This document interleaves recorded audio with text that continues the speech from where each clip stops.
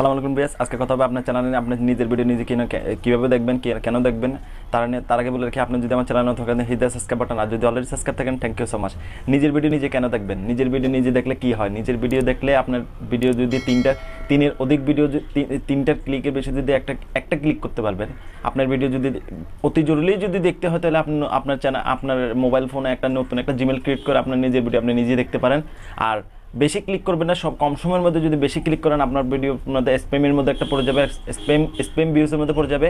আর কথা হচ্ছে যে আপনি আপনার ভিডিও দেখতে পারবেন কি ইউটিউব স্টুডিওর মধ্যে গিয়ে আপনার কন্টেন্ট এই চ্যানেল ড্যাশবোর্ডে গিয়ে ড্যাশবোর্ডের নিচে দেখবেন একটা কন্টেন্ট সিলেক্ট করতেন। কন্টেন্ট সিলেক্ট করলে ওইখানে দেখবেন যে আপনার এডিট আপনার ভিডিওর একটা পেন অপশন থাকে, পেন অপশনের মধ্যে গিয়ে আপনার এডিট অপশনের মধ্যে গেলে আপনার ওই ভিডিওটা এডিট অপশন গেলে সাইডে দেখবেন যে আপনার একটা প্রিভিউ নামে একটা অপশন থাকবে, ওইখান থেকে প্রিভিউ আপনার ভিডিওটা আপনি কন্টিনিউয়াসলি দেখতে পারবেন।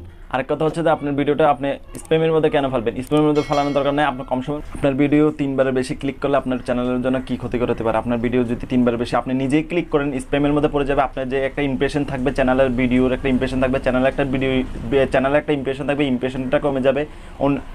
আপনার ভিডিও অন্যের ভিডিওর সাথে দেখাবে না। আপনার ভিডিও আপনার ড্যাশবোর্ডে আপনার ক্লিয়ারলি শো করবে না। ইউটিউবে একটা যে আপনার একটা অর্গানিকভাবে একটা যে একটা ভিউজ আসতো, ওই ভিউজটা আসা বন্ধ করে দিবে। আপনি তো নিজেই ম্যানুয়ালভাবে আপনি নিজে আপনার ভিডিও আপনি নিজেই যদি ভিউয়ার্স আনে, আপনার ইউটিউব আপনার ম্যানুয়ালভাবে অর্গানিকভাবে কেন ভিউজ দিবে? এটা যদি আজকে এই পর্যন্তই, চ্যানেল নতুন হলে সাবস্ক্রাইব করবেন আর পরবর্তী ভিডিও পাওয়ার জন্য বেল আইকনটা বাজিয়ে দেবেন। আল্লাহ হাফিজ।